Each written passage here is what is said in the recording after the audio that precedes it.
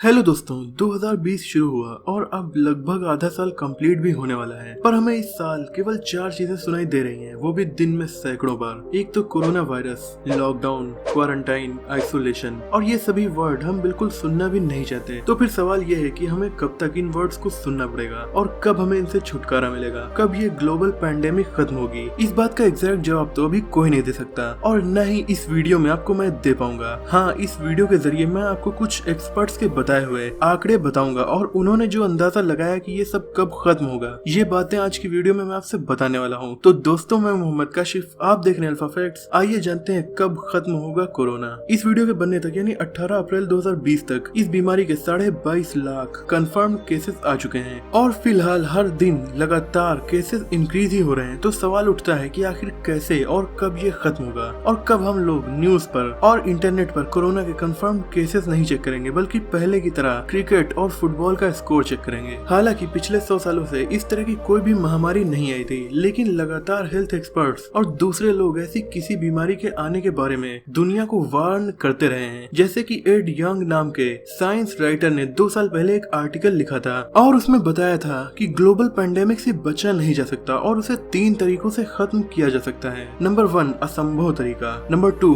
खतरनाक तरीका और नंबर 3 बहुत देर से खत्म करने वाला तरीका। तो यंग के मुताबिक असंभव तरीका वो है जिसमें सभी देश अपने सारे कामों को छोड़कर इस बीमारी को कंट्रोल करने के लिए क्वारंटाइन होने के कड़े नियम अपनाएं, बहुत ज्यादा पैमाने पर टेस्टिंग करें, जैसा कि 2003 में हुए सार्स कोरोना वायरस आउटब्रेक के साथ किया गया था। लेकिन अगर हम देखें कि किस तरह से ये वायरस पूरी दुनिया के ऑलमोस्ट हर देश में काफी बड़े पैमाने पर फैल चुका है, तो इसलिए ये बात तो कंफर्म है कि फर्स्ट स्टेप यानी लॉकडाउन करना या क्वारंटाइन करना, ये स्टेप हर देश ने सही तरीके से नहीं उठाया। मतलब ऐसा करते करते उन्हें देर हो चुकी थी। हालांकि दुनिया के केवल कुछ चुनिंदा देश ऐसा करने में सक्सेसफुल भी रहे हैं, लेकिन ज्यादातर देश ऐसा करने में फेल हो गए। जैसे कि दुनिया के सबसे ताकतवर और विकसित देशों में से एक यूएसए को ही ले लीजिए। ये देश अपने कोरोना वायरस को फैलने से रोकने में बुरी तरह नाकाम साबित हुआ, बल्कि पूरी दुनिया में कोरोना वायरस का एपी सेंटर भी बन गया। इससे ज्यादा केसेस किसी देश में अभी तक नहीं मिले हैं। यूएसए को जितने टेस्ट करने चाहिए थे उसने उतने टेस्ट नहीं किए और उन टेस्ट को करके लोगों को क्वारंटाइन करना चाहिए था। पर प्रॉब्लम यह है कि यूएसए ने जितने टेस्ट किए हैं, बहुत से देश तो उससे भी कई गुना ज्यादा कम टेस्टिंग कर रहे हैं। और इटली, स्पेन में वायरस जितनी तबाही मचा चुका है, जबकि वहाँ की मेडिकल सर्विसेज काफी अच्छी थी, तो दूसरे देशों में मेडिकल सर्विसेज भी वैसी नहीं है। तो यहाँ क्या होगा इसका अंदाजा लगाना भी मुश्किल है। अब भी बहुत ज्यादा लोग सोशल डिस्टेंसिंग को फॉलो भी नहीं कर रहे हैं, वो इंडिया में हो या फिर कोई और देश में।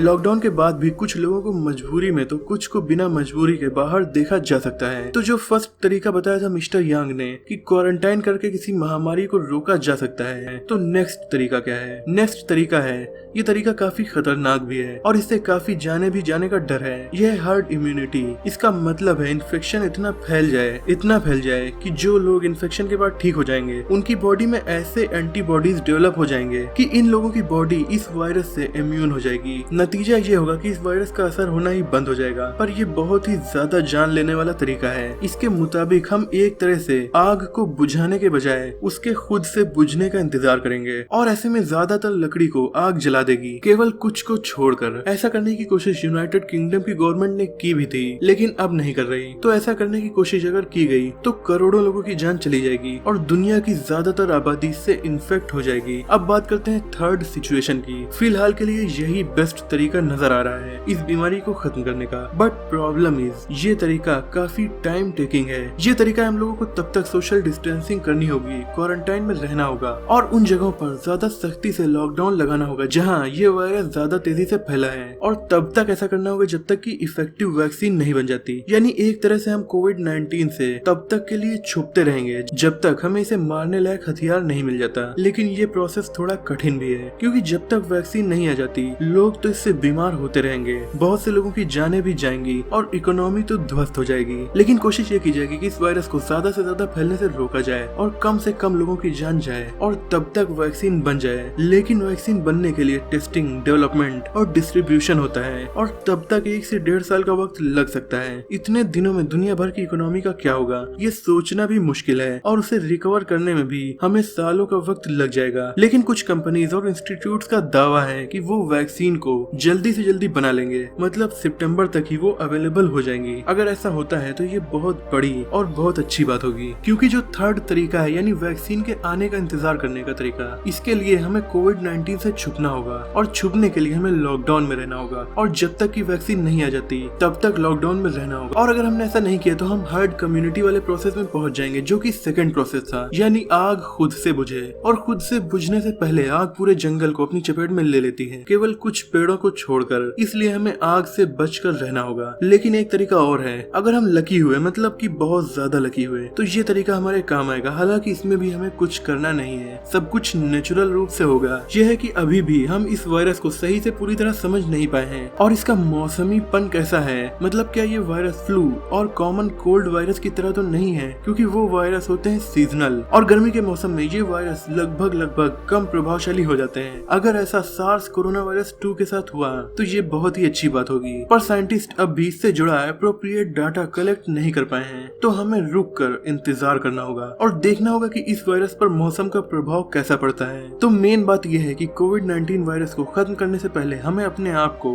और अपनों को इससे बचा कर रखना होगा। केवल अच्छे और कड़े फैसले और लोगों की खुद को बचाने की जागरूकता ही फिलहाल इस वायरस के स्प्रेड को धीमा कर सकती है। और जब कोविड-19 की प्रॉब्लम सॉल्व हो जाएगी तब यानी 2021-2022 में हम इससे पैदा हुई नई प्रॉब्लम से जूझेंगे, जैसे कि इकोनॉमिक लॉस, बड़े पैमाने पर लोगों में पैदा हुआ मेंटल हेल्थ डिसऑर्डर और बहुत सी जॉब लॉस। ये सब सेकेंडरी प्रॉब्लम्स हैं जो हमें इस बीमारी के बाद खत्म करनी पड़ेंगी। फिलहाल के लिए यही कहा जा सकता है कि इस साल तो कोरोना से लड़ते लड़ते ही वक्त बिताना पड़ेगा। दोस्तों, अगर आपको ये वीडियो पसंद आई हो तो इसे अपने दोस्तों में शेयर जरूर कीजिए। लेटेस्ट अपडेट्स के लिए आप हमें इंस्टाग्राम पर भी फॉलो कर सकते हैं, लिंक डिस्क्रिप्शन में है। ऐसी इंटरेस्टिंग वीडियोस को देखने के लिए हमारे चैनल को सब्सक्राइब करके बेल आइकन को दबा दीजिए। मिलते हैं अगली वीडियो में, तब तक के लिए अपना और अपनों का ख्याल रखिए।